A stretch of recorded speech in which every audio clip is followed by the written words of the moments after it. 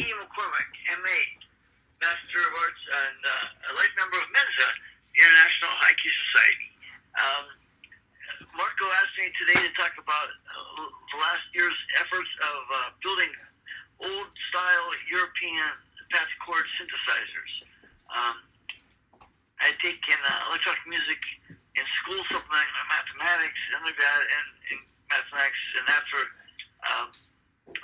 a master's in mathematics, I focused on composition theory and electronic music.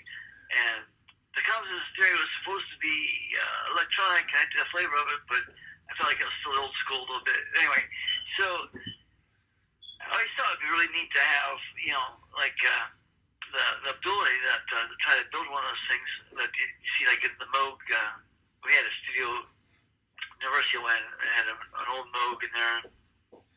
I went with M.J. Lee, who was Cleveland's classical pianist at the time, back in the day of 95. I don't know what happened to her, but so she's okay. Anyway, so we went in and put her on the studio, and I was even closer to the team, but I had taken the first course of electronic music undergrad in about 1987, so it was a long time. And about that time, in the music stores, you could see, keyboard synthesizers, and they were like really expensive, $1,500 or $2,000 or more, and then and Moogs were like antiques, or not antiques, but like rarities and collectors. And now you can get like the little whatever the different ones, like the old Friday, whatever it is. But the oscillator based synthesizer, and then you have like Roland now, also Roland guitar synthesizers. They're priced like $700 for like complete gear. But anyway, they do still have patchcord type stuff around, and I'm pretty sure the kits too. I'm trying to think of what's one, like PAIA, something like that. Anyway, so I thought, okay, well, I got a book, and it was on effects pedals, and it was on how to build effects pedals to simulate what's kind of already out there, and worked into the home build project. So the thing was, the book was endorsed by Joe Walsh, who was from Cleveland area originally. There was the Eagles, and so there was a lot of Joe Walsh influence. I actually saw him one time at a May 4th concert, in fact, but he was really big on the idea of building your own pedals and knowing what the heck's going on. And I didn't know this. I didn't know, like, I kind of guessed, but so he endorsed this book, like electronic projects for musicians or something like that. And it had 20 to 35 maybe different schematics. And I read those things like, oh my, like Devo's type of effects with the modulator, the ring modulator that was. I bought a ring modulator kit as a passive, meaning you didn't put more volts in except for the guitar, or like almost like a 9-volt battery. So that's passive, and then the guitar will put out like 0.7 to about 1 volt. You can find now a lot of instructional do-it-yourself type YouTube stuff. 3 or 4 really strong ones out there at least, and they can run through effects pedals. So I thought, okay, so I'm going to do like these effects pedals. So I'm going to have the oscillator, which is like the sine wave type, pure flute sound type generator, and basically as a root, and then the pulse and the triangle. And the triangle is kind of like a violin sound. And so I found out. I was reading this book. I didn't want to copy anybody else's schematics or anything. I just wanted to get the principles of each component. So the components are, and the hard questions first, say transistor and or chip, because chips are kind of like sometimes three or four or five transistors small, all within the IC thing. So like the transistors, I use basically mostly transistors just to be conservative, and I did use chips too. I bought a few other kits besides the modulator, little preamp, like a 1 watt amp, half watt amp. A couple of those, and then I got that going and kind of saw how things worked. But I wanted to learn what each component did. So basically, transistors take the transistors take the pulse positive signal and just whips it around some way. Just does something funny with it. And that's kind of like a broad sense, but it can make it like distort. That's like kind of a common thing. Maybe like distort more, create some fuzz or cause an overload thing, so it makes like that type of a sound. But those two, so I kind of get they're different, all kinds of different enumerated chips and transistors. And the thing with that is, real tech-wise, you basically don't want to run like much over like 3.7, 4.2 volts, somewhere in there. You don't want to run over 4. I'll say like, I'd say like 3.5, and then take it there. If you blow a transistor and buy a bulb, you can replace it. Don't go that high anymore. But some of that's like that. I can show us. Somewhere, I've got those numbers from memory. It's the same as a lithium battery cell. One cell is like, a full charge is like 42, it's 37, 85. So, transistors. So we'll just keep an open mind with those. Besides the idea of positive signal gets warped around. Okay. So then capacitors, I knew something about from another hobby, and I'm not afraid to talk about it now because I just found the latest Luthier magazine. Somebody did the same thing I did. Now, as they started building model airplanes with precision, with balsa, and then found out they could make instruments, acoustic instruments like guitars and violins, with the same precision, if not more, and expand their hobby. So to making musical instruments. So capacitors, I found, were something like cut white noise, like an 01 microfarad. That was my old standby. I knew what an 01 microfarad did. That was, if you had white hiss, it would clip it off at the high end, and then the other thing it did was that with model airplanes, I got to that, a long time ago, early days of electric model airplanes, radio control, they used the microfarad 01 over the positive and negative on the motor to cut out the signal pulse that would be created from the motor oscillating. If you get a pulse oscillating, you can get interference with your receiver. So that's what that did. So I had a little bit of, that kind of practice with 01 microfarads, and then of different sizes. They store. That's basically what they do. They're storage units. So they store and then tax out, and then you can get a surge on it. You want to watch out. I just don't warn them. If you're scavenging, Molly Ringwald's first science fiction movie was something about scavenging. There were scavengers on a planet looking for junk to survive. So scavenging boards, like some circuit boards, you want to be careful. If it's got an extension cord, you could have 1,000 volts stored up on a capacitor of large size. So even when it's unplugged. So be really careful. And if you don't know what you're doing, don't risk it. It's not worth it. But usually you can find, like phones, telephones have circuits in them, old phones and whatnot, chips and a lot of capacitors. So there's a lot of safe things out there to scav on, and that's a lot of fun because it's like you get it for next to nothing. If you, it's gonna be junk. But some of the stuff you can almost buy for a time too. It depends on what situation. So. If you want to just get a feel for it, kind of hacking around, warming up your soldering skills, that's good to do too. So anyway, so the story. So I deal with like 100 microfarad from 01 microfarad to like 400 without thinking too much about it. I don't go much bigger than that. some. And so those are storage units. And to go into storage units, I'll just go into diodes, because what you can do is you can get your circuit going where the diode only allows you to go through in one direction. And so what happens is you've got your positive signal going to the diode, the cathode, there's a little black line or a little line on the one end, that's the positive end. And you go through and you go into the capacitor, and you can store up in the capacitor, and then it won't backwash on you. That's the easiest way to say it. Like with the diode, you can't backwash. So you get the capacitor filled up, and then it will release, and then you'll get kind of like a reverb or an echo effect, depending on how much you store up and how quick it releases.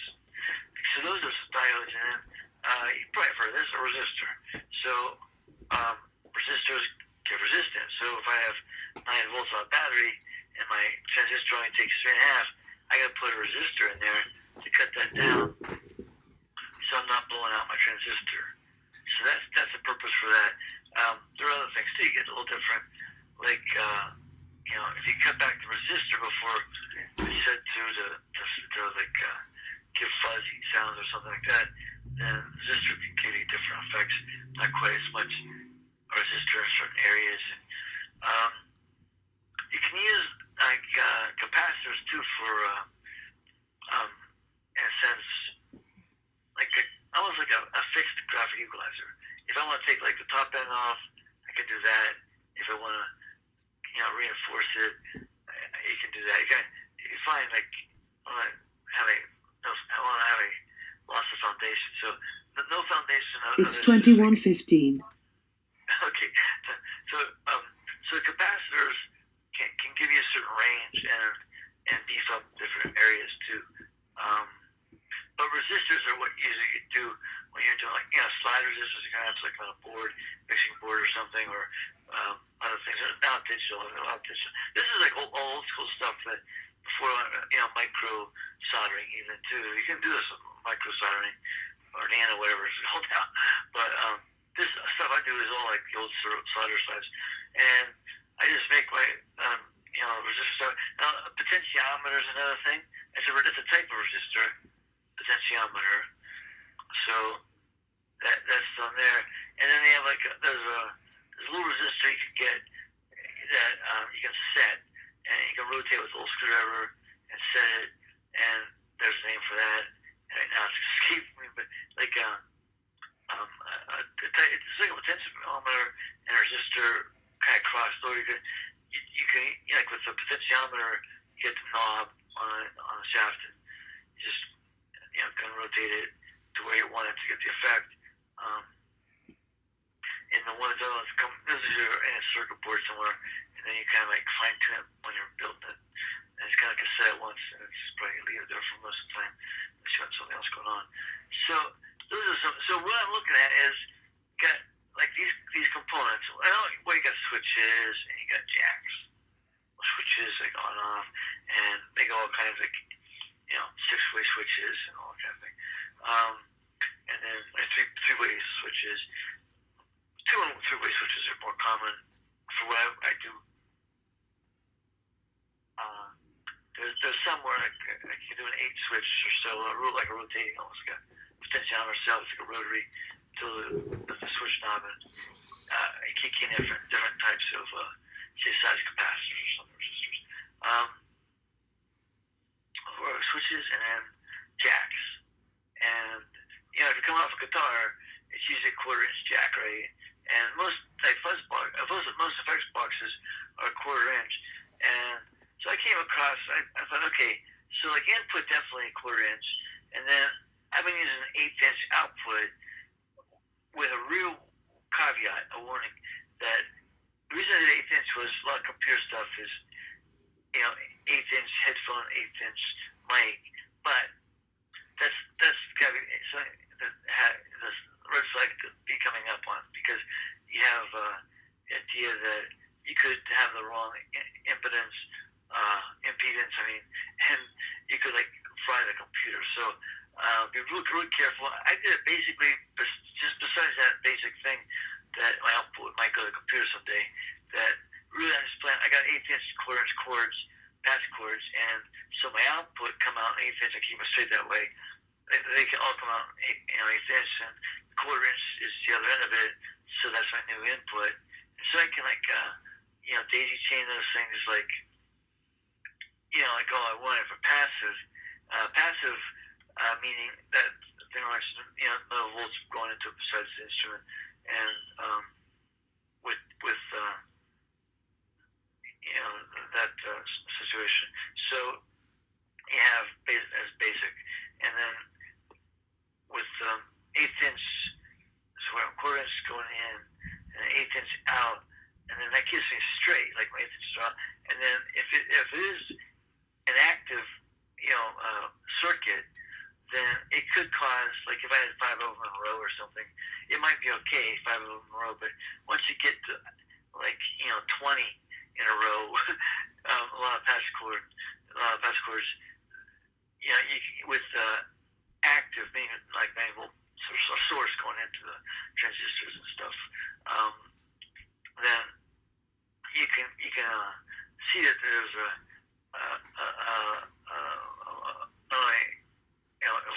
volt increase, of course, but it increases white noise and things. So you can get some static and noise that you want to cut out of there somehow if you have too many actives in a row. So really what I'm doing is it's really just a really big glorified, not a module of a guitar, but it's kind of like a module of a guitar, but it's the idea of the modules being like the size of a synthesizer, but a big effects pedal circuit, basically. So it's kind of like it's like call one one black card a spade or whatever. So, okay, but anyway, now it's a game of skill too. I hear that big game most of the time. But what I was going to say was jacks, the core AC, I keep that straight, and I'm going to be putting switches in. I've worked on. I got one. The first one I built was 22. First one was 22 circuits, and then the second one I built was 25 circuits, I think, 24 circuits.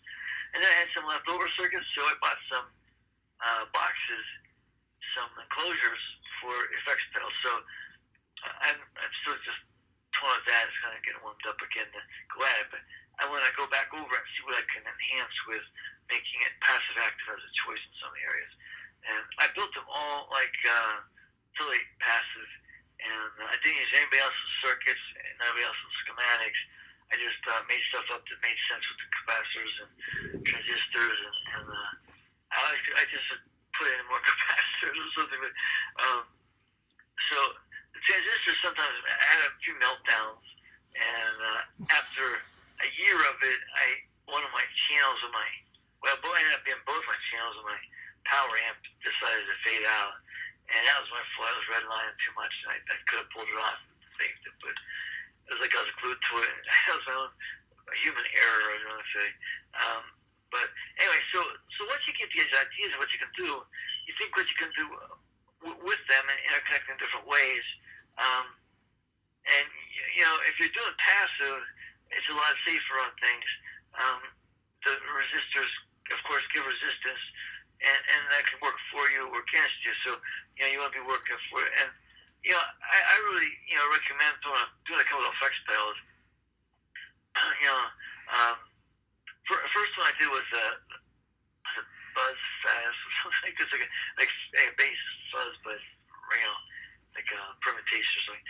And so I did that. That's to kind of get my hands on it and get something that works. Now that was a very much active, and so that was that. But I thought I'm gonna try and see what I can get on doing passives.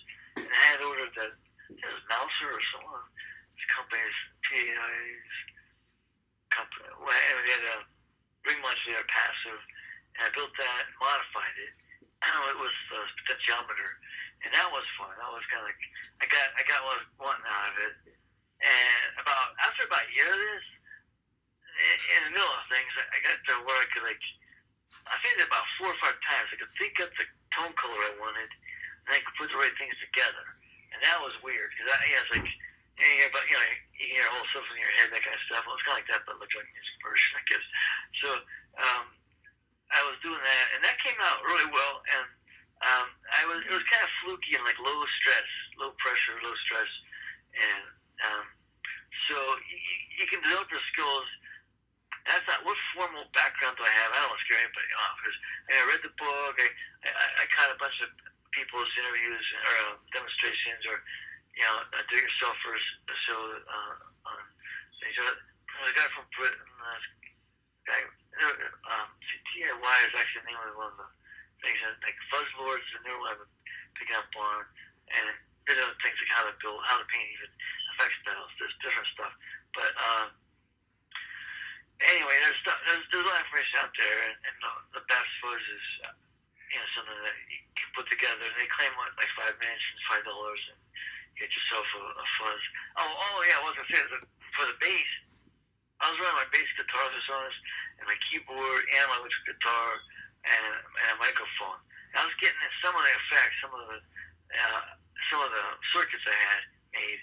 I was getting effects from it. So it was like it wasn't just like one single guitar or keyboard. I had the oscillator thing is somewhere hidden in the first one, and then the fuzzy triangle type sound is later one, and at least later one, if not in the middle somewhere. So I got to track all those down, and like those are the ones to bring up, and so I was using like my keyboard to play through it, and that was working. So there's no magic. I mean, it was magic in a way. It was a lot of magic going on, but it was able to play like 4 or 5 different instruments through it, and like sometimes like a straight we'll have just knobs and no keyboard. So it's a signal, of course, just running through pitch and tone color. That so I could run through even like an electronic piano. I mean, just so you have some source of changes in rules, and you can change the you don't have to have like 512 MIDI tone colors. I got they can modify them too. So what was really cool is I was taking like the MIDI stuff I had and modifying the MIDI stuff to stuff that wasn't covered by other MIDI. So that's so it was like homebrew, it was outside of the results. Now I'm going back and after transporting the things from the basement studio electronic workshop, I'm upstairs with next to the studio to see if it's going to work out or not to record with it. So I'm kind of nervous about it. But I was running through the small mixer. I got 2 mixers, and I was running through the 12 channel mixer. Down it's like 7/8 stereo. So anyway, I'm not quite ready to record with it, but I'm going through and just pre-warm up. So I can right now record like 5. We just got 5 tracks done last week on the keyboard, and then went down some violin on top of that. It's like electronic music, historical kind of thing. So anyway, so yeah, the formal education I had. Besides that, was also I'm like 30 hours past the masters in pure math and complex variables, and complex analysis as it's applied electronics, hydraulics, aeronautics, fluids, anything like that. So that was like, oh yeah, I do have a lot of coursework, so maybe something will rub off. And it really does. I mean, you don't need to have that. It was nice I had that, and it was probably part of my personality this way. But you can read the book, you can catch interviews, and the big pictures are there still. They're just there's a lot of concrete and a lot of abstract ideas, but study things and I guess get the root of what each component does, and then you can track it out and figure out what a couple of them will do together. So the first choice was really just putting a capacitor across something Hamilton was a change that did something nicely, and then I put plus positive negative with direction, and that would affect it. And then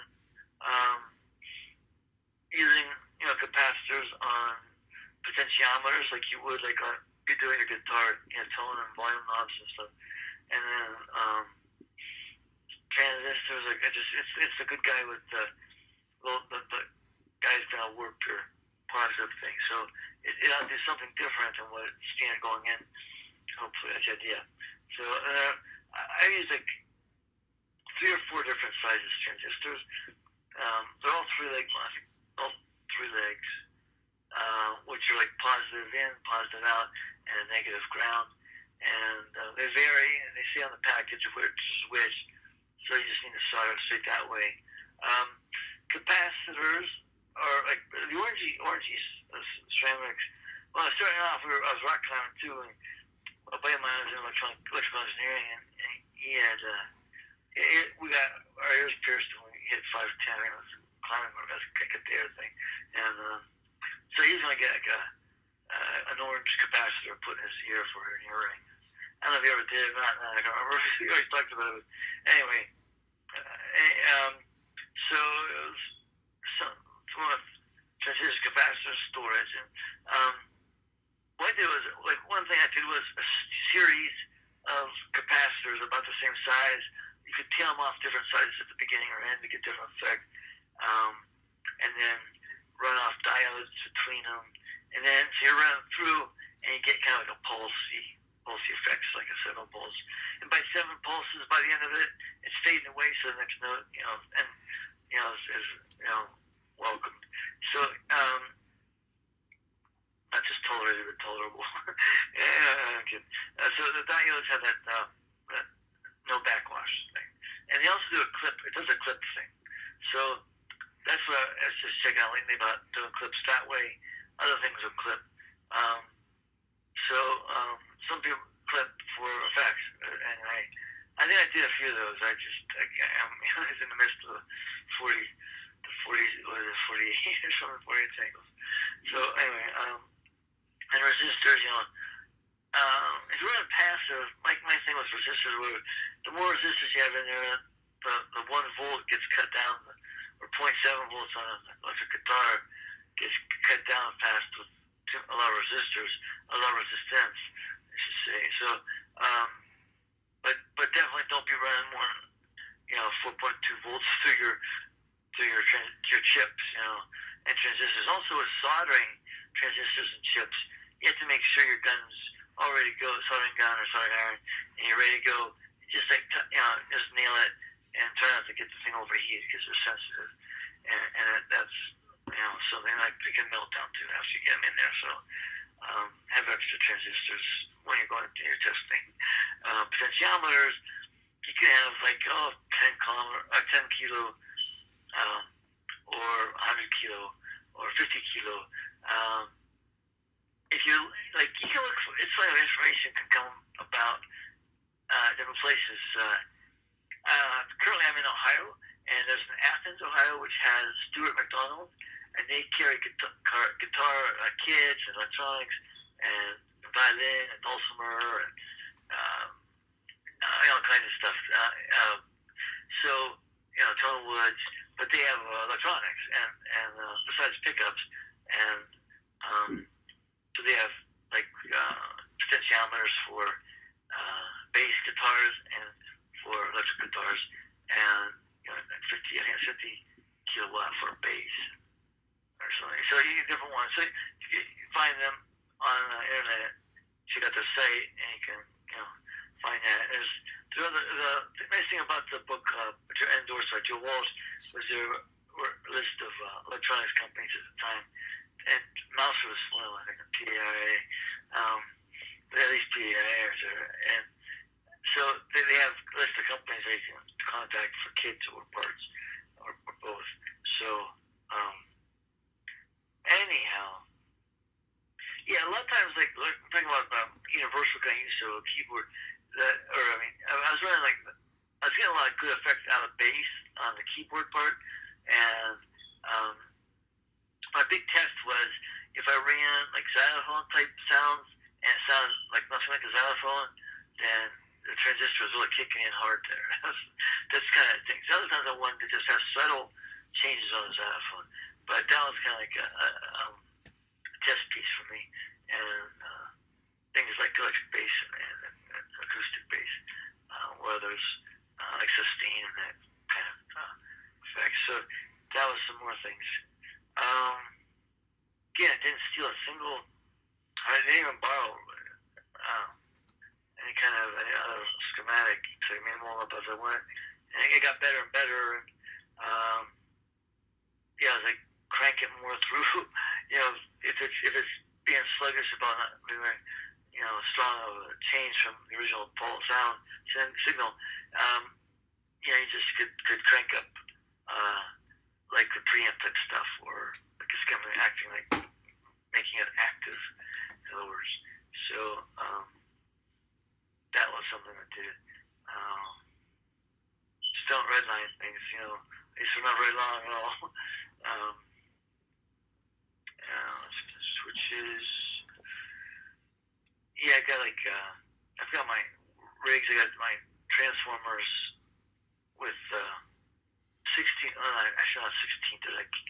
There's 8 that I use, you know, quarters and 8 inch. And for the voltage, I have some jacks that are like 9 volt type jacks from the transformer, but I also have supplement some other odd transformers. I got it's 2.5 millimeter jacks. 3.5 is 1/8 inch. That's us. It's not 16th inch quite, but it's 2.5 and so on. So millimeters. And it's what else? Jacks. Yeah, if you get white noise and you got your jacks, put like an 1 microfarad across it, positive and negative. And direction. We started talking about direction. The oranges don't have direction on the capacitors, but a couple of other capacitor styles do. You just have arrows and things like that, so you can follow the negative sign or whatever. You can see it, and also usually the case, if you get it from electronics, you usually have some kind of little outline of what is plus negative and directional. So it's polar, not bias. It's polar, meaning as a bulletin. So what else? Yeah, I'm just getting the diodes about how to be really careful on having a clip. But I really like using them in a series because you get like an echo effect or like a fade effect. And and I want to get all set up so I've got some kind of control on the pitch with and warping and combining sound waves with triangle waves. I did some of that. I just have to formalize it a little better. So yeah, that's where I am with it. I didn't get my highfalutin Riemann zeta conjecture proof on why these things work or something. But don't be intimidated at all. And if you just want to go at it, Synthesizer is a big deal, like 22, 24. It's all, one step at a time. And, an effects pedal is, basically what is going on there. So, just don't have a stop switch on it. Okay, any other questions? Any questions? Marco? Yes. How did you go about arranging the octaves? Well, what I was getting was like, I was cutting out the high ends and just playing. Increasing the frequency will do that. Increasing the frequency, and I haven't. That's one of the steps I want to get on it. Definitely. I got a really good octave. I have octave type effects on mixing board, and probably if I looked at it, guitar module I got, but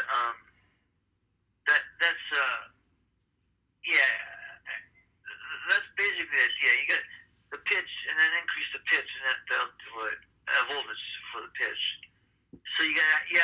permit, put out, and you just don't want to redline anything.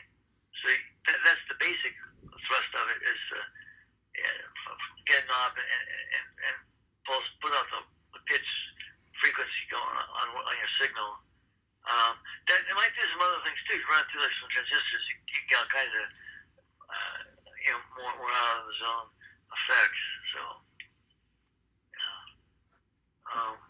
it's just redlining if you want to watch out. It's fun, but it doesn't not for long. Yeah. So not to be a brat. Replacement power amp was another one that's more peak sensitive. I mean, it's not sensitive, but peak tolerable. it handles the peak voltage a lot better.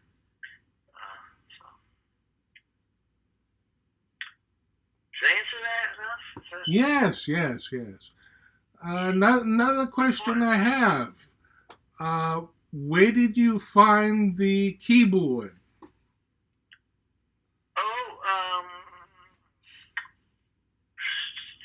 Second keyboard. I ended up using a controller, actually. I had a weighted controller, and audio, and then I used and then I went to a Yamaha controller, and it's exactly like doing what it's kind of like homebrew, without too many things to swear about. You get frustrated about. But I mean, I use, and the controllers now, and I used both radiate key. The first was weighted key, and the second one is sensitive. So I like the weighted keys a lot better. I just really love weighted keys. But I went to that, and like I was going to say, a lot of times the synthesizer, the actual keyboard would work good in like the mid-range, middle C and down. But when I got too much in the high end, it was getting a lot of white noise, and the harmonics were starting to fight each other. You know what I mean? Like dissonance. So that was like I either had to like put on some more mild capacitors to take out that white noise, or do something else and get it to work up on the upper register too. So it's kind of a finicky fix it as it is from empirical data, but that's where I got them from like I think American Musical Supply is where I got both of those, maybe like over a couple of years. Looking at that, does that answer your question? Yes. And they've come down. Controllers have come down in price. I think I paid $450 like each one. At the time, just like I was really watching it, buying low. So then you really don't have a keyboard to the synthesizer. Well, it's separate, and it's separate from it. I can plug in the keyboard, the controller, or a bass guitar, electric guitar, and a mic. And I buy budget in a way. I mean, I get good stuff, but I mean, I watch it when things are, getting closed out and stuff. And I don't mind last year's model sometimes. For something like this, I mean, Moog's been around years, 50 years, right? And so the principal idea of old European patch chord synthesizers has been around a long time. Karl-Heinz Stockhausen, I don't know, those guys like that. From the early days of electronic music, he was born like in 41 or something already. No, it's more than that. Anyway, so that's what I did. And so now I've seen like controllers. I'm not sure maybe ADT. Not to get your hopes, like enough keys to mess with. You know what I mean? You could have like a 61. I used to have a 61 chord. I think that was, but it was all analog, and so those things like you can you don't have any keys to toy with it, especially in the high ends. You're saving yourself a headache from having to patch in more capacities to take out the white noise, like static, anti-dissonating, anti-harmonics on top of the bass. So I said to distort the bass, it doesn't do much, dissonance.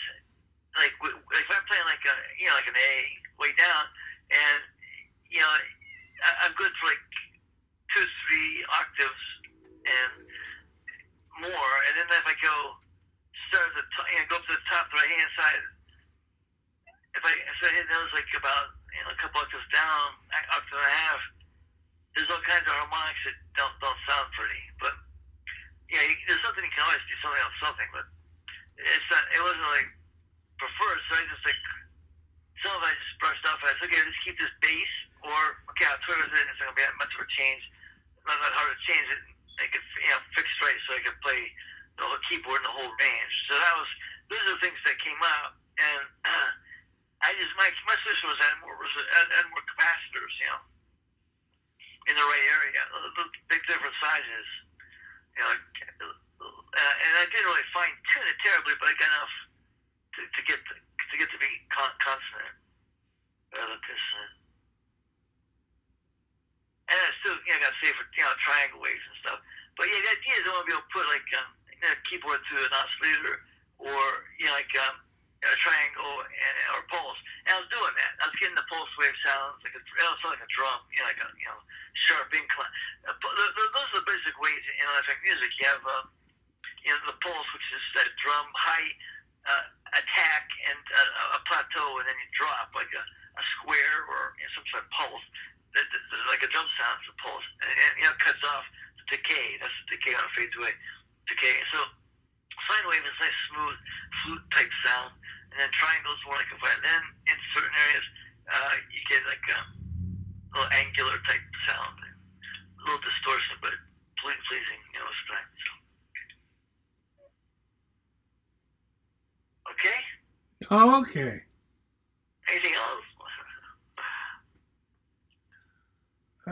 Not quite. Okay. Oh, I guess we're just. I would suggest getting a mixer you don't mind trashing. Getting like a smaller mixer that maybe is like outdated or something, sale somewhere, and using that for the bus and like toy around with it and give you a little more control on the preamp stuff and to get sounds out of it. And that can give you some added. And I used the same one for the whole, like April to April I went, basically. And then last 2 months, been kind of figuring out what organizing executive thinking skills, I guess I call it. So, I mean, that's something that was a nice feature, that to have a mixer. So I could run there, I could put the guitar in there, have more control, and bass guitar especially. Well, guitar mostly, but bass is more control with that, because I was trying to I had an old bass that somebody got sold to the studio and for like $80. It's a Fender, and I just really tricked it out, and I was putting transistors like in. I added added knobs, and I added potentiometers. I actually put like potentiometers. Transistors inside, to have an effect, so you can have kind of like a built-in effects pedal in your guitar. That was like a generic type thing. So that was nice. So I could bounce back, and I was able to like have different instruments. Simply a 6-string. I also used a classical guitar with a preamp in it. So I used a classical guitar with a preamp as a Washburn, and Wholesale American. That Washburn's the last, but like the still #1 distributor in America. They don't build much here, but Washburn's #1 distributor in not with reputation of that in the United States. You say nothing's built here anymore. Well, they still distribute here, so I don't know if that makes sense. Okay, but okay. So that's really the last tip. Would be like mixer, or even make up your own mixer. You could build it. The schematics were in there on the Joe Walsh musicians, electronic musicians. projects for musicians. Yeah, that book. So I think it was Anderton was the writer, or the author of that. I think it was Anderton, and I think a couple of brothers that have Anderton YouTubes for demonstrations. Okay, how are we doing on time? It's pretty good, huh? I think we can pretty much cut it.